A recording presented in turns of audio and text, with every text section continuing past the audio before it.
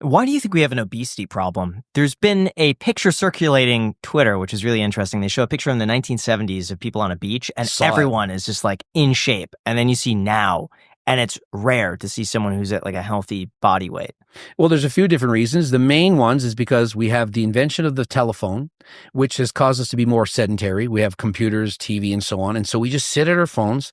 And so rather than moving a lot, we don't move. So we exercise less. So there's less movement. The next is there's way more highly palatable foods, as in there's high sugar, high fat foods available everywhere, fast food restaurants and so on. And you combine those two things and it's a recipe for disaster. Like really, if people were to just not have a phone and move more, go for walks more and eat healthier foods, less fast food, 100% the weight loss would happen. So if someone is overweight, how much of that is purely out of their control? Well, I would say it's probably 50-50. It's 50% environmental or like your genetics or whatever. Like it's half and half. Can you do something about it? Yes. Can you do all about it? No. And so if I said to anyone, like, let's say you were sitting here and talking to me and you're 100 pounds overweight, I would say, look, I wish you could lose 100 pounds. I want to help you. If I had a client, they hire me, and I do this all the time. I don't think 100 pounds is realistic for you. And it's hard sometimes to tell them, like, they hire me all the time. Like, here's my dream physique. I want to like look like this. Probably not going to happen. I'm like, can we get halfway there? So let's lose 50 pounds instead of 100. If you're 50 pounds overweight, try to lose 25 and keep it there, because losing all of it, I don't think it's realistic unless you're aided by drugs like a GLP-1, like Ozempic or something prescribed by your doctor.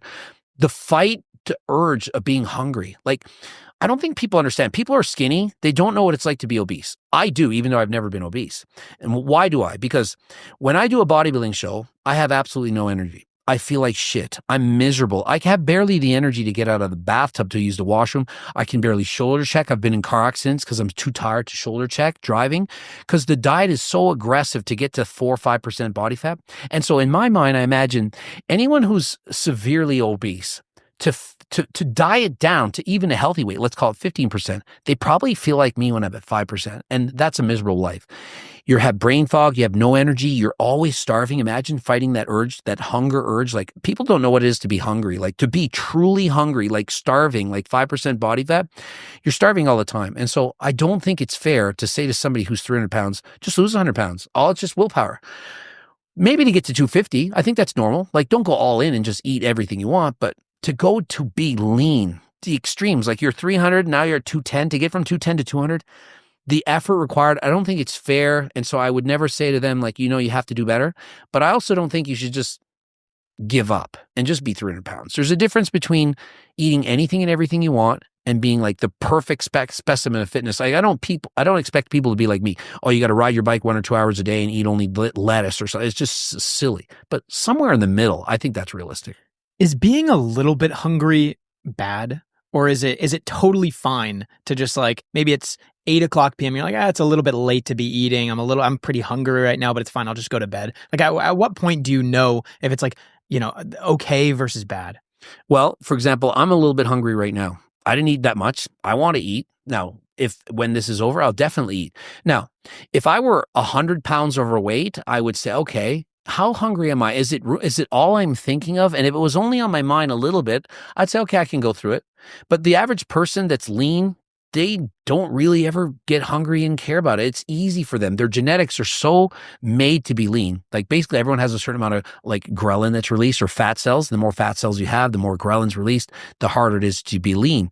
And so I think that there's going to be some normal amount of hunger, but it shouldn't be an ever evasive thought. It shouldn't be an intruding thought all the time. If you're always every hour thinking about eating all the time, it's not healthy. Now, there's things you can do. You can eat a different diet. For example, higher fiber foods, more voluminous like fruits and vegetables, more satiating foods like proteins. It's just people don't know what they eat. Like, I don't really care about if people buy my book, but I do have a Circle Diet book and my cookbook. And it's like, if you haven't tried it, it's a game changer. Like, it's just so much easier to lose weight when the foods have half the calories. I was at the gym this morning doing my cardio, and a guy had an example. He said, I'd hardly eat and I can't lose weight. And it was like 3,000 calories, and it was like very calorie dense foods, like nuts and all that stuff, like very dense. The other person's like, eating so much food. It was like double the volume, but had half the calories. And it's like, no wonder you're losing weight. Like, no wonder you can't lose weight. You're eating too many calorie-dense foods like French fries, chips and stuff. But if you eat more fruits and vegetables, it really is easy to lose weight to an extent. After a while, when your body fat drops too low, then it gets hard. For me, it's really tracking. Like, I say this all the time with finance, that when people say I can't save money, I always say, well, track how much you're making and then track how much you're spending. And every single time there's little tiny things that they don't think about that they just spend money on. It could be, going and getting a coffee, going and buying that little $20 thing, but they do that throughout the week a few times and that adds up. For me, I found myself not losing any weight whatsoever and I thought I was eating really healthy. And I started tracking what I was eating and like inputting the calories on my fitness tracker or whatever it was. And it was sauces for me, and it was coffee creamers. And I was putting in way too much coffee creamer and way too many sauces in foods that I just didn't even think about, like spicy mayonnaise when eating sushi. Just like little things. But yeah, throughout the week, it would add up. And that was my little surplus there that prevented me from losing any weight. I think the average person, I think it's like 32% of people under report calories by 500 or 600. Yeah. So most people are saying, yeah, I'm eating 1,500 calories a day. And I'm like, no, you're not. If you're eating that, you'd be ripped. You'd be peeled. There's no way you are. But they don't actually track. And I think with knowledge comes power. And I think most people don't know and are not aware of the calories that they're in the foods that they're eating. So if somebody wanted to lose weight, my first thing is always read labels for everything. Look at everything. I'm not saying don't eat the cake, don't eat the sauce, but look at it and know what you're putting in your mouth. If you look and say, wow, there's 20 calories per tablespoon and I actually put in 80 calories of ketchup, maybe I'll have sugar-free ketchup next time, which has 10 calories. And that saved you 40. Maybe instead of 300 calories of Caesar dressing, I'll only put half, or maybe I'll buy light Caesar dressing. Instead of that 1,000-calorie cheesecake, I'll eat the 500-calorie other kind of cake. Instead of Haagen-Dazs or Ben & Jerry's, I'll have this fruit. Like, it just is small changes. Like, if you still want to eat it, go ahead. It's no different than like you're saying with finances. Like, am I going to go and buy a dress without looking at the price for my girlfriend or something? I'm like, okay, this dress is $3,000. This one's $1,000. I like them about the same. I'm buying the $1,000 dress. It just makes sense. Same applies to food. So what's the best diet for the average person? The average person, best diet is eating a lot of fruit and vegetables and having a lot of meat that's lean cuts of meat, and a lot of yogurt or Greek yogurt or dairy that's low in fat. So a high protein, high fiber, voluminous diet, that's the best for most people. Now, does that mean that you can't lose weight on a keto diet or a carnivore? No. But for most people, they'll be more full by eating these foods. And so that's the best diet to follow. What about the best supplements? Creatine is probably the one that's been proven to build the most muscle, like maybe 1 or 2 pounds. The most unproven, but that's, I would bet my life on it, is turkestrone from Ajuga turkestanica. It's the most popular supplement I sell by far, by a long shot. The problem is the research isn't established at this point, and the research that has been done essentially has been done on fake Ajuga turkestanica from a plant from China, a copycat plant. And so it's a plant that doesn't have the same profile as the plant that the Ajuga turkestanica, and this gives you a lot of energy, helps you build muscle. But anyway, aside from Ajuga, for building muscle, I would say something that gives you a pump like nitrates or L-citrulline that you have in a pre-pump product.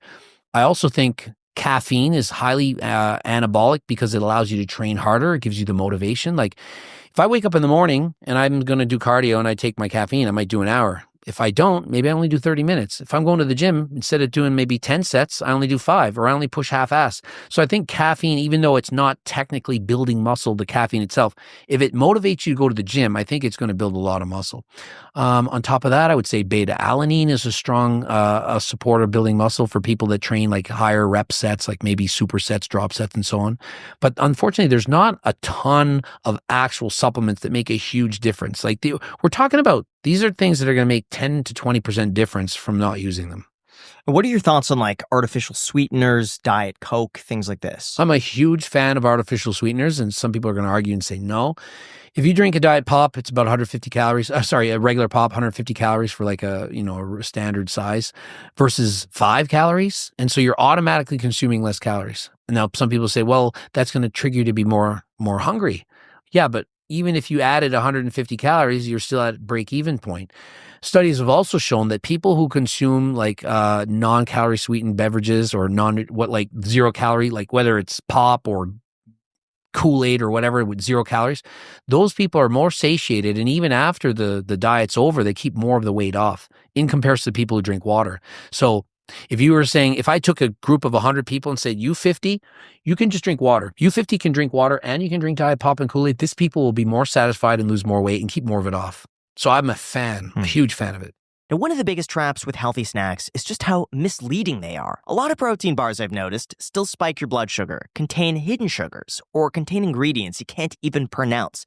And then you're hungry again an hour later. That's why we love the sponsor of this clip, War on Sugar. They make a bar that actually keeps your blood sugar stable, tastes great, and contains ingredients that you recognize. War on Sugar bars are amazing. They're designed specifically to avoid insulin spikes, and their sweetness comes from monk fruit, which is exactly how they stay sweet without getting that blood sugar response. Plus, they use healthy fats and natural fiber to slow digestion and keep energy steady. And the result is amazing. It's no spike, no crash, and no craving afterwards, just clean, sustained energy that actually lasts. And the ingredients list is refreshingly simple. No sugar alcohols, no preservatives, no natural flavors. Everything comes from real nuts, real fruits, and real cocoa. So whether you're watching your blood sugar, eating low carb or keto, traveling or training, or you just need a grab-and-go bar that actually fills you up, War on Sugar is that bar. They've got great flavors like lemon blueberry, peanut butter pistachio, and chocolate peanut butter crunch. Seriously, guys, I highly recommend it. Just go to waronsugar.com and use code ICED10 for 10% off your first box. Once again, that is waronsugar.com. ICED10 is the code for 10% off your first box. I have a problem. When I eat, I spike and I crash and I cannot focus. I do not suffer that with War on Sugar bars, so I highly recommend it. Thank you so much to War on Sugar for sponsoring this clip.